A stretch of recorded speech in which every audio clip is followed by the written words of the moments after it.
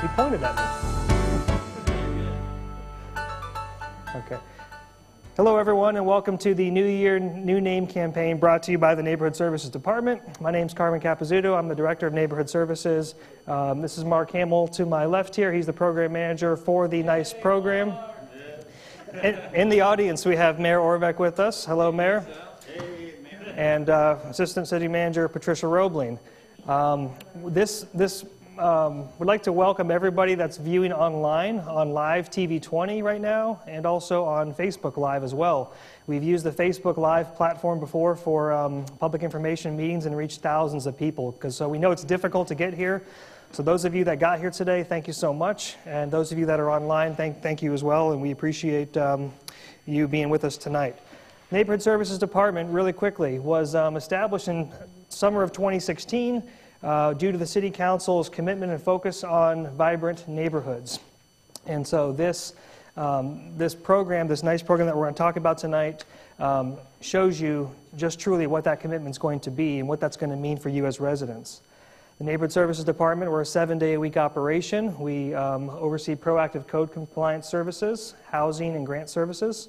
We oversee solid waste and recycling collection for the city. So we're a busy group, and we are happy to bring you this presentation tonight about our NICE program. The NICE program and neighborhoods are the essence of what this department's all about. And this campaign tonight is all about starting the process of creating neighborhood identity, branding, and community engagement. So without neighborhoods, we wouldn't have much of a city now, would we? So without you, we're not going to be able to get as much done as we need. So we're going to talk, this is going to be focused on public involvement and community engagement, as you'll see. So today, here's what we're going to try to accomplish in this presentation. These are our meeting objectives. We're going to talk about what is the NICE program. I want to give you a brief history of how we got here through the city's neighborhood planning process. We're going to talk about the New Year, New Name campaign, which you've heard me mention a few times. We're going to talk about the annual NICE Day, which is going to be the city's first ever citywide block party with a neighborhood focus, and that's coming next month. We're going to talk about connecting with us on the new NICE website, and we're going to highlight some of the successful projects that we've had so far in the community. And lastly, we're going to talk about how organizing amongst yourselves can lead to long-term planning and tangible results for your neighborhood. So the City of Port St. Lucie, the City Council, has a strategic plan. And the strategic plan has 7 main goals. Today's focus is goal number 2, which are vibrant neighborhoods. So I want to kind of take a quick pause and ask you here in the audience, in the live audience here, what does a vibrant neighborhood mean to you? And we're going to take notes. What does a vibrant neighborhood mean? Where people are involved and get in with what's going on in their area and in the city itself. Okay, where people are involved and get involved in what the city's doing. Mark, please help me out with a prize. Who else? Who else in the audience can tell me? Just there's no right or wrong answer. What is your what comes to mind when you hear what a vibrant neighborhood is? Your appearance. Your the appearance of the neighborhood. You know what it looks like, the way it's up. You know, where it's kept up. It's kept up, and you know the foliage and all the flowers. Right. So the appearance of your neighborhood, how it's kept up, landscaping, all of those aesthetic attributes. Excellent. And I got one more prize, so we'll take one more. You can have neighborhood watches and all that type of... So, okay, so we have a battle here. I heard caring for your neighbors. Ladies first. So caring for your neighbors. Just knowing what's going on with them. Exactly, yeah. So caring for your neighbors, I believe that's what we want. We want people hanging out in their front yard and communicating to their neighbors versus maybe hiding out in the backyard and not socializing with people. We want you to know your neighbors, feel safe in your communities, and enjoy living here in our wonderful city. So what is neighborhood planning? What about Neville, what he said? I mean, he doesn't get a prize, but... Well, actually, what I was trying to say is that you can be an ombudsman for your neighbor. You can be a channel for the mayor. You can be a channel for anyone in the city. Absolutely. So vibrant neighborhoods have community leadership. Did I reiterate that properly? Vibrant neighborhoods have community leadership? Yeah. Absolutely. You know, we can have a city council. Very good. So as we explore what vibrant neighborhoods in the NICE program are all about, it's important to know how we got here through the city's neighborhood planning process. And so what we're talking about is giving communities direct power to develop a shared vision for their neighborhood and to also shape the development and growth of your local area. Back in 2015 and 2016, the city met with residents of larger planning areas on more of a macro level. So what we're here today and for the next 5, 10, 15, 20 years or more is talking about the micro level, at the neighborhood level. So this planning process focused on improving GDC neighborhoods. So just originally platted neighborhoods by general development. This planning process focused on keeping up with the changing demographics and needs of our residents. For example, people have the need for different types of living environments now. We need a variety of multifamily, single family, so on and so forth. This planning process is for guiding city policy, physical change, and decision making to achieve a vision for the future. And it's also about implementing the City Council strategic plan, which I've mentioned several times. So what is the NICE program? The NICE program is all about engaging communities at the neighborhood level. Approximately 85% of our residents do not live in a planned gated community. So what this program focuses on is to retool and equip the rest of our communities with amenities and other quality of life improvements that make living in Port St. Lucie the best it can be for everyone. So how do we plan to achieve this? Well, you can see it's in the name. So the two main components of the NICE program are neighborhood improvements and community engagement. So through our website, through our special events that we do, through our HOA meetings, all of our social interactions with residents, we're constantly asking for feedback.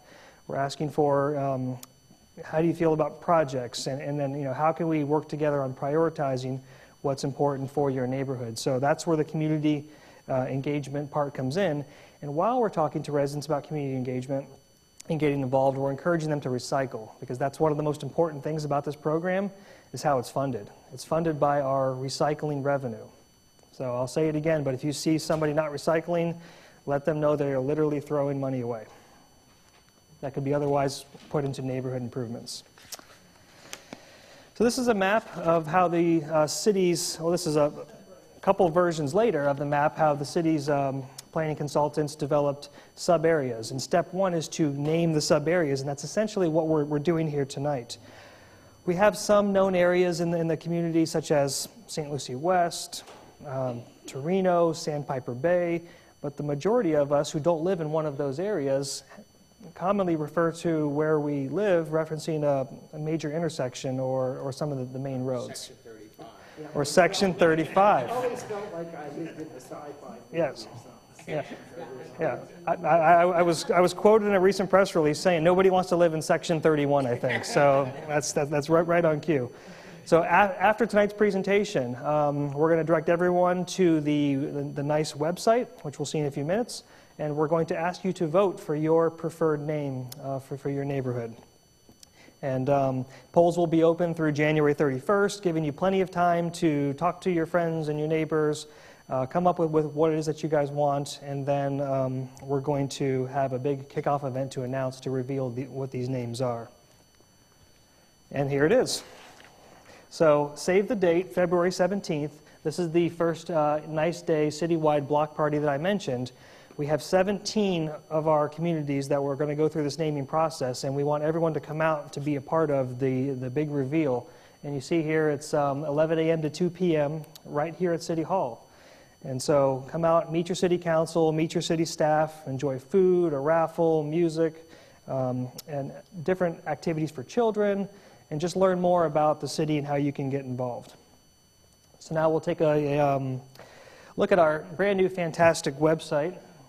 And we implemented this website a few months ago. It includes a couple really neat features.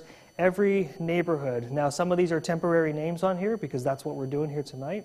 But once we get through the process, your new name will be on your very own neighborhood website, which is going to be your portal for communicating with us, staff, Mark, myself, and your elected officials.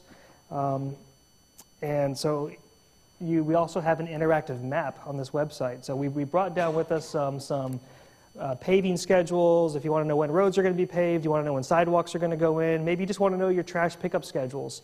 All of that is on the Find Your Neighborhood graphic right there on the homepage of the nice website.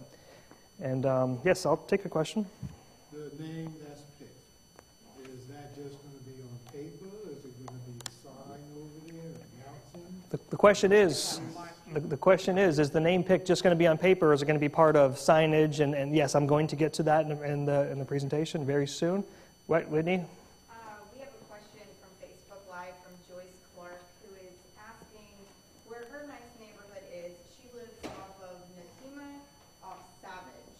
Where can she go to find that information, or do you guys know it off the top of your head? She would go to, I believe, Abingdon Lakes, which is the current temporary name for that. Great question. Thank you, Whitney. So once the naming process is complete, we're going to shift our focus to branding. And these are, I'm not sure why my slides aren't fully loading, but okay, technical issues there. But signage and wayfinding are important in establishing the character of a community and the city as a whole. Graphics, materials, and colors are symbolic of quality, vibrancy, history, and other attributes. There's a reason why communities invest so heavily in their entry features to give residents that first impression of their desired brand or image. So soon after the naming process, we're going to be looking for community leaders to kind of help us shape the signage that we put in, the wayfinding, all of those things for your community, the locations, and all of that. And we have this project underway, and we are looking to hit the ground running with our first signs very soon. These are more enhancements to the community. Again, pardon the title on the slide. This is what we've been able to do so far. We've installed several special event banner signs throughout the city. This does it. You've seen these, okay? More popping up. What this does is this kind of gives residents, this cuts down on our sign litter. We have a lot of events going on every weekend, all the time.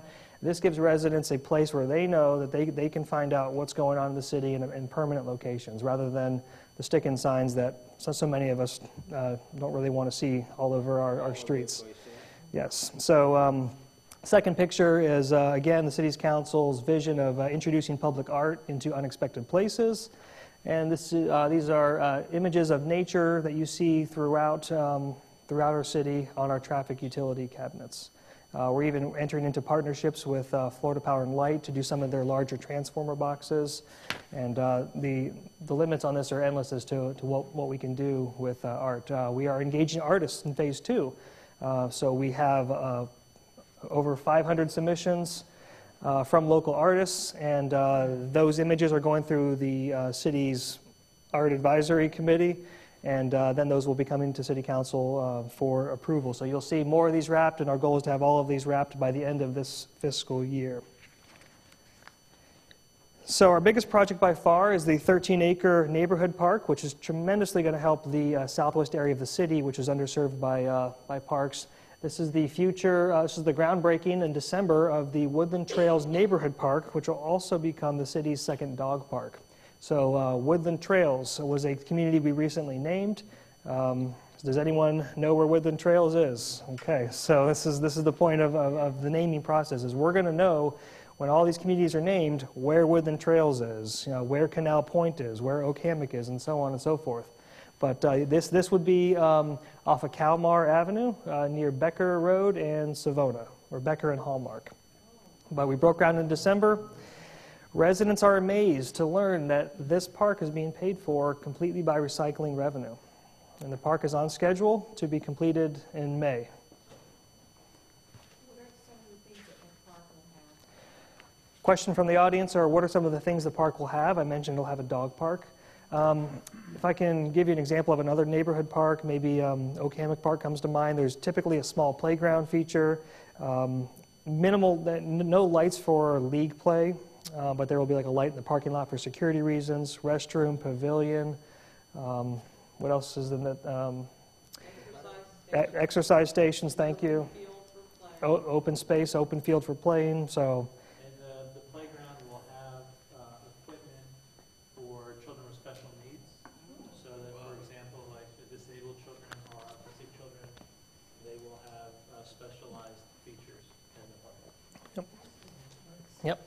All funded by recycling, yes.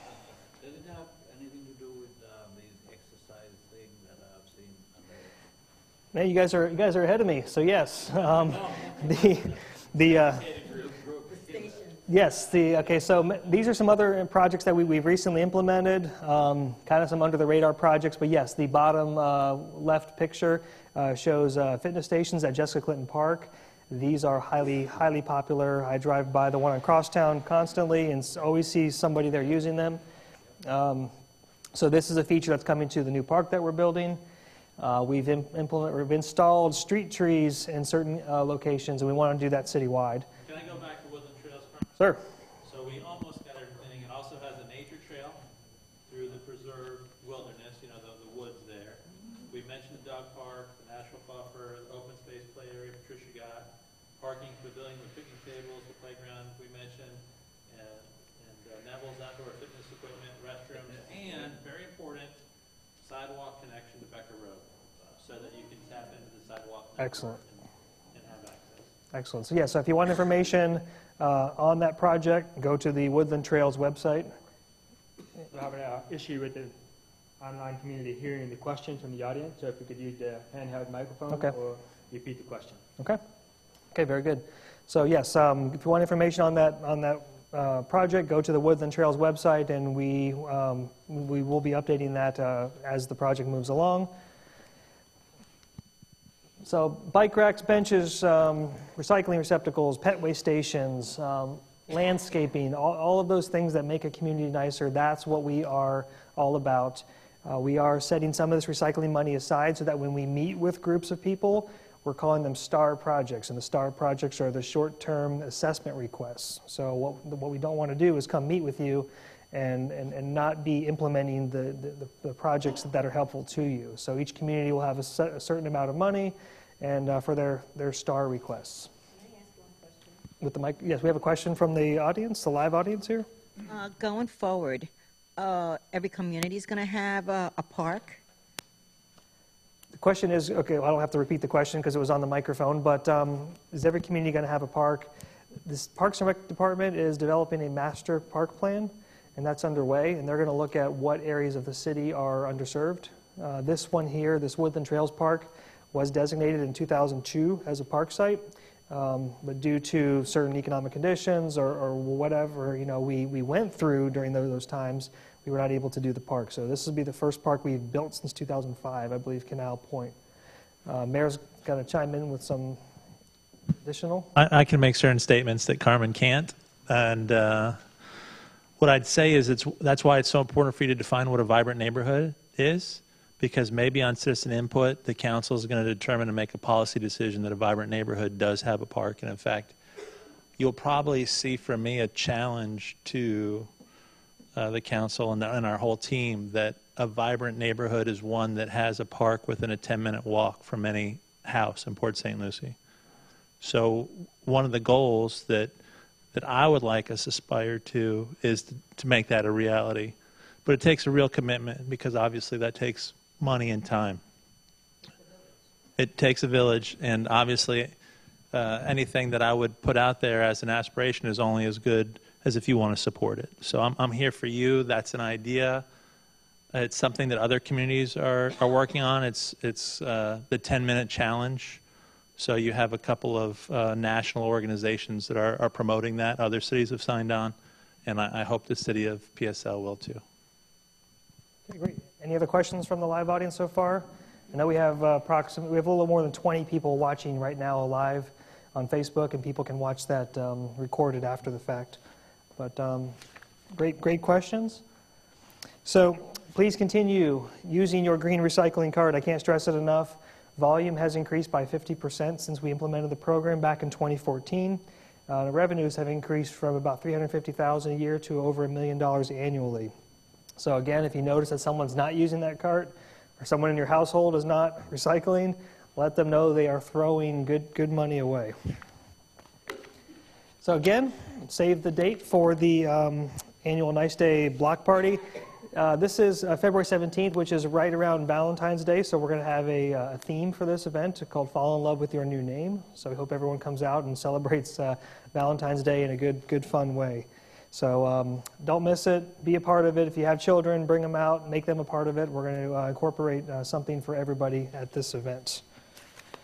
So we're very excited about achieving the city's strategic goals and establishing vibrant neighborhoods and keeping those vibrant neighborhoods thriving year after year. So that is my presentation.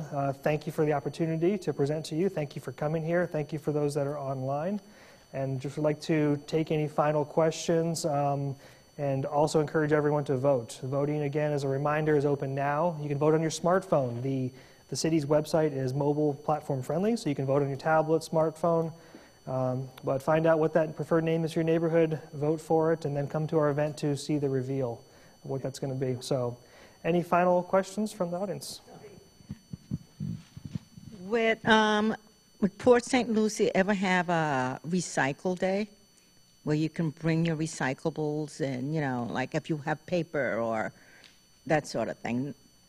Most of Port St. Lucie is served by curbside recycling. One of our biggest challenges are multifamily units, apartment complexes, condos and so forth, where it's not offered. So we have not gone down that road, but what we're looking at are drop-off centers where people can take their recyclables to a park or to a drop-off center to dump them. I think she's talking about, like, instead of shredding papers, there's a pay place. You can take it and they'll shred everything for you.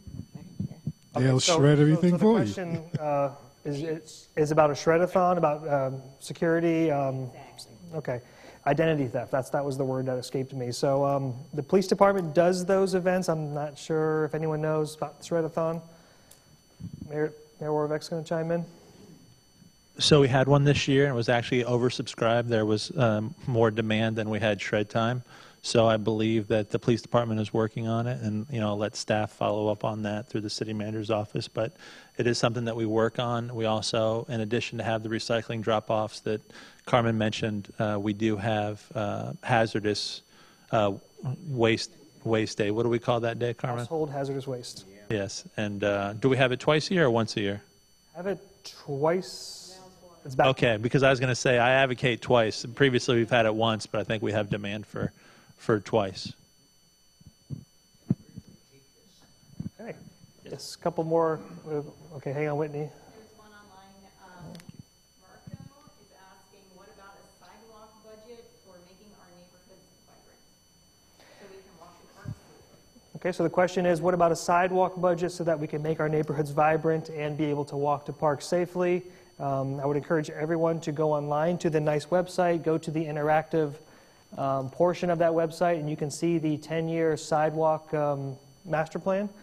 And what our focus is, I'm trying to get to that page there. Okay, so again, I don't have it on the slide here, but go to that interactive website, contact Mark if you have a special request, and then we can certainly run that through our Public Works Department, who is funded to install sidewalks throughout the city. That's a high-dollar, high-ticket item, so that's something that would take collaboration across departments. And when we are looking at that, we are looking at partnering with other departments on all kinds of neighborhood improvements.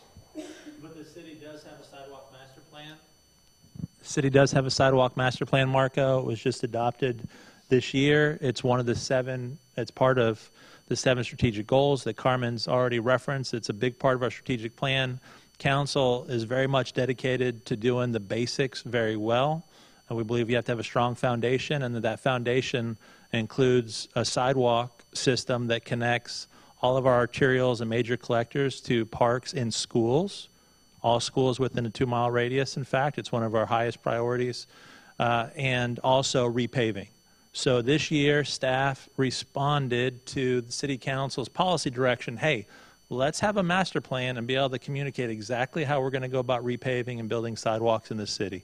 So if you live on an arterial or a major collector, on a major road where there's a lot of traffic, you're most likely going to get a sidewalk in a 10-year period, and there's a budget assigned to that, and we have some of it that's unfunded, quite frankly, and we're working on that. We're working on that gap, but we're leaving no stone unturned to build out all those sidewalks. Now, if you live deep in a neighborhood somewhere, if you live somewhere over off of Fairgreen, for example, you're not in the sidewalk program. let me tell you, as mayor, sidewalks on quiet residential streets where you only have the people that live on the street, sidewalks are a very highly local decision. Some people would kill to have them. Some people would kill to keep them off. And it really has to be decided on almost a case-by-case basis, like our streetlight program. And that's something that's going to be made available to the residents on a case-by-case basis. But we're focused on those major roads where you have a lot of traffic, you have a lot of pedestrians, and never in the middle shall they meet, right? We want to keep people safe. We want to keep them separate. That's what our focus is. That is what the Sidewalk Master Plan is. Please check it out.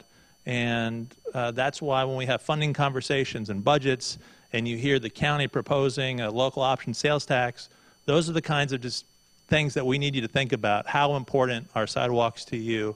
Do you want to see them in 5 years versus 10 years? We have a question right behind you. Well, I stole the mic from him. Then we'll go back. Yes, I have two questions. Does the city provide information or assistance informing neighborhood associations? So yes, through our communications department is where we channel all of our external communications. We have the nice website, and that's where we are going to be looking to connect with residents to post information on projects. We would have to, if you're looking for a social media presence, we'd probably have to use Facebook channels. Our website is not set up to become a chat room or anything like that, but it's more us posting information about what's going on in your neighborhood, and then you can respond to us via email or phone call. I see. Well, I'm new to the neighborhood, and recently I came across a website called Nextdoor. How does that fit in with it? Does it belong to the city? Nextdoor is not a City of Port St. Lucie app or a website. It's a private website. It's a social media website. And right, so people have drawn Nextdoor. From what I've gleaned from it, is a website where you can go on, you can draw your own neighborhood boundary, and then communicate with residents and encourage them to sign up to do that. So, in a perfect world, we would have our Nextdoor boundaries match our city boundaries. But as we're going to monitor that as this evolves, and we're going to see what people consider their neighborhood. Mayor Orbeck mentioned a 5 to 10 minute walk from the center of a neighborhood or from a park out. So I think what we're going to see long term is that we have these communities or these larger neighborhoods, and we think we're going to see that shrink down to what actually people feel their neighborhood is, and that's something that you can walk to if it's from the center to the outskirts and back. All of us here are in walking distance Mm-hmm. of each other. Yes. Yep. So yeah, so basically it'll be interesting to see how Nextdoor drives this process as well. Ma'am, question in the back. Yes, Mayor Orvac said something about if you live off of Fairgreen, it's a relatively quiet neighborhood, and it is, but when we walk the dog in the middle of the night, there are cars speeding down our street, like speeding towards the crosstown wall. Is there any way that we could get speed signs or police surveillance or something? Because at one time when we were away, our daughter was staying at our house, and she said she actually had a jump when walking the dog in the middle of the night. Yep, that's something we will hook you up with the police department and work through that, Mayor. You want to hit the traffic calming program? Please. Patricia, you want to hit it? So this is one of the most common complaints that we get. So there's a couple of avenues. One and as your mayor, I never want to just try to pacify or placate, or a more crude way would be to say to blow smoke. I always want to be forthright with you. This will continue to be a problem as we grow out. It'll be one of the number one quality of life issues that we'll have moving forward. And the best way to manage it is through behavioral enforcement, and that means PD out there, educating and enforcing after educating in trouble areas. And then the other are physical improvements that can be made to the right-of-way to calm traffic. And traffic calming is so important to the city that the city council asked staff, and staff delivered a traffic calming program that's available, and the rules and the process are all outlined on our webpage at cityofpsl.com. And based on basically a petition process, you could work with your neighbors to go through a process to get physical improvements to the road. Now, just if you're thinking speed bumps, I want you to forget speed bumps, because speed bumps can't go on public rights of way, but what can go on are things like speed tables. And speed tables are the ones where you have an incline, you come up to a grade, and then you have a decline. It's not a bump, it's a speed table. You can pinch the right-of-way, you can use plantings to restrict field of vision. There are a number of engineering techniques, and of course Patricia is a great engineer. She could bring you into further detail. But that program is available, and we encourage our residents to make use of it. Yes, certainly I can talk with you after the presentation this evening, and we can discuss your situation. I will thank you, Mayor, for going through the process. There is requirements that have to be met, even after the petition part is done. But one of the first things we certainly can do is notify our police department, and that is something that I'm certain would be very helpful. But I'll talk with you afterwards. Thanks. Okay, very good. Excellent Q&A.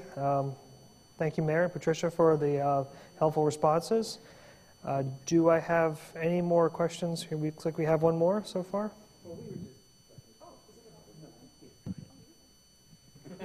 Okay. We are from the Abington Lakes area, and right by Crosstown, and there's a wall that goes up to near to the fair green. We just wanted to know if there's a schedule for cleaning, for painting, or maintaining that area. Okay, so yes, definitely we will respond. We will coordinate with other departments.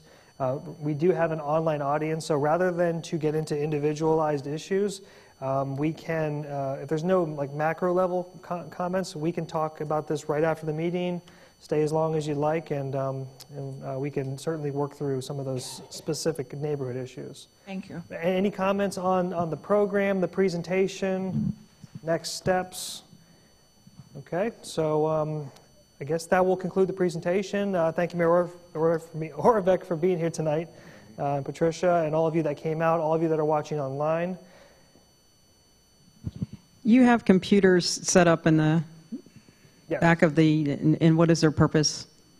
To vote? Yes, we have okay, voting just wanted to make sure, because some folks came in a little late, so we do have the opportunity right here, right now at City Hall to vote on your preferred name for your neighborhood, right in the back. Thanks. We have. Got one more over there.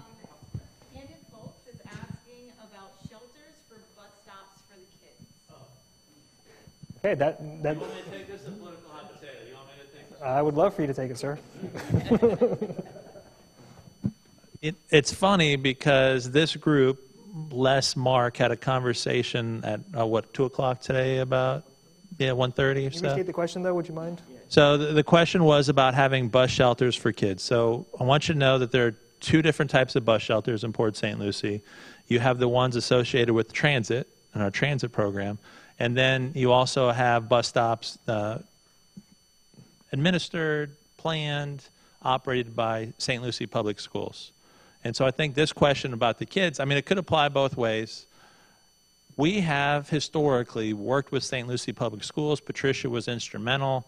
We went out and we tried to build as many shelters as possible. I believe that Patricia and former city manager Don Cooper and others actually went out and strongly requested donations, and we used money to fund as many bus shelters as possible. The challenge on the school bus stops is that the school board historically will not commit to the same location every year, because they base bus stop location on the population going into the next year, and if they don't have demand next year, they will move the bus stop. And that's a problem, because we have to build bus stops to code, and we're talking hurricane code, so it doesn't blow away and ruin your house or your cars, or heaven forbid, life. So that's the challenge there. We're open to it. If we can convince the school board to work on it, I think that you'll see the city council. I can't speak for them, but I think the chances are good we'd get behind that effort. And then, with community transit, with our bus system, public transportation in St. Lucie County, the TPO and and community transit have done a good job trying to promote it and also make it available without fare. And since that's happened, I've seen ridership go up, and we have a lot of people just getting beat on in the elements. They're by our bus stops basically consist of signs. There's no shelter, there's no waste receptacle, which I think negatively contributes to the litter situation. You know, we want to keep Port St. Lucie beautiful, we want to be litter free, we want to be the cleanest city in the world. It's hard to do if you have litter everywhere. So we are working with the Florida Department of Transportation, the TPO, and others. We do have shelters going up on US 1, but it is possible for us to work on those other shelters. I would love to see people get behind that and encourage us to do it. And as with anything else, we will have to prioritize. A good way to prioritize bus shelters is by usage, starting with the most heavily utilized first. So it's easier probably to do on the community transit side. If you want to really go after the school bus stops, we're going to have a grassroots effort to persuade St. Lucie Public Schools to take another look at that and or come up with Patricia, world-class engineer.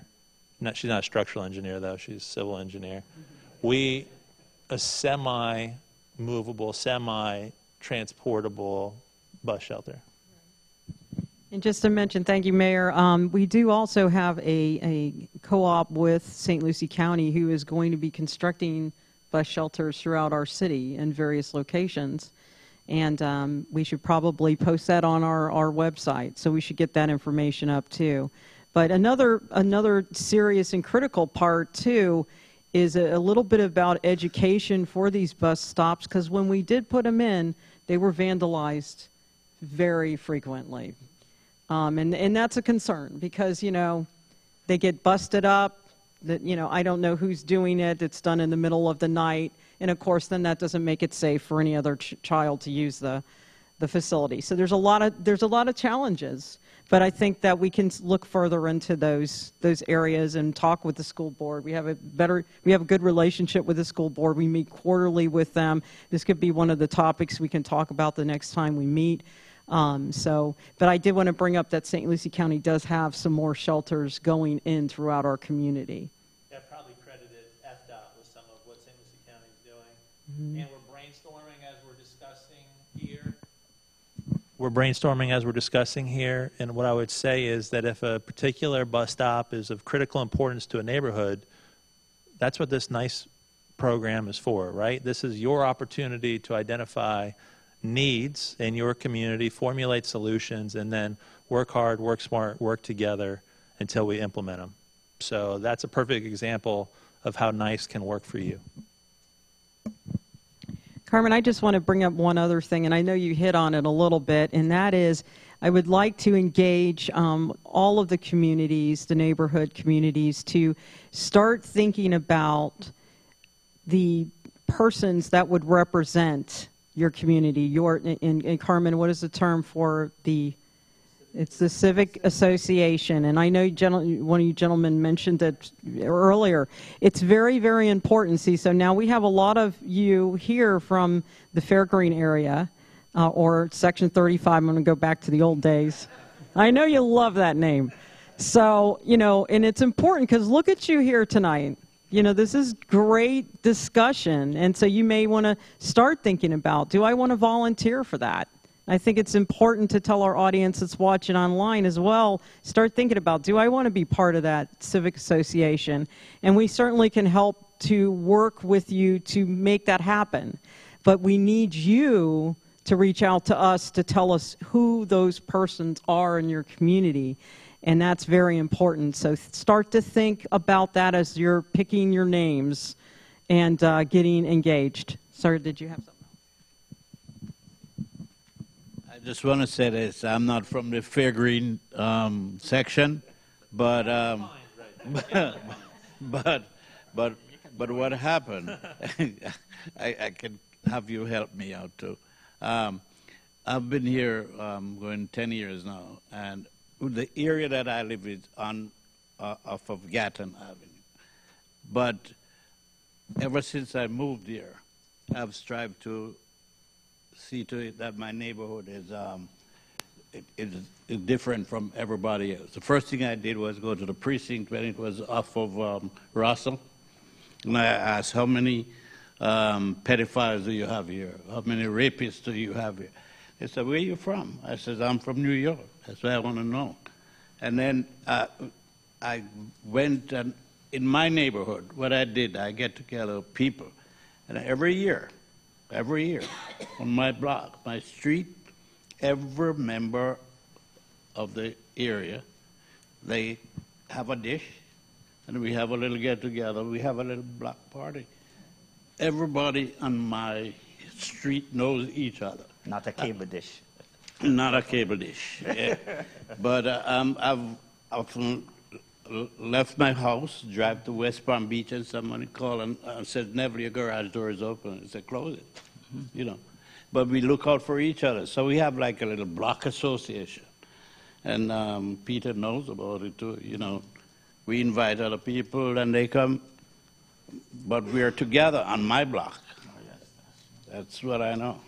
Excellent. That makes a good neighborhood. Do we still encourage block parties as part of that? Well, it's nothing. The city has a permit process through the police department for block parties. I don't know that we encourage them, I don't know that we promote them, but we're going to have a kickoff block party, so we're going to do it, so yes. Our block What you're party doing is really a model, Yeah. and we want to encourage more of that. Yes, that's. Yes, I would like to get with you about that and come visit with the group, absolutely. Okay, yeah, so that will conclude the presentation. So some of the individual issues hang back after the meeting, and then we'll talk about some of those issues. If you wanted to come to this meeting and couldn't make it, we'll be repeating this presentation tomorrow at the Community Center, 10 a.m. to about 11:30, right here across the street at 2195 Southeast Rosa Boulevard.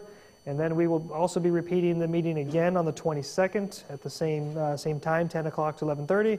And then finally, if you need a night meeting, we will be at the Floresta Drive master plan meeting the 24th of January from 5 to 8:30 p.m. So you have 3 more opportunities to come meet us here in person, but you don't have to. You can vote online. Know that our contact information is always available, and we're here for you. So with that, thank you all very much. Thank you.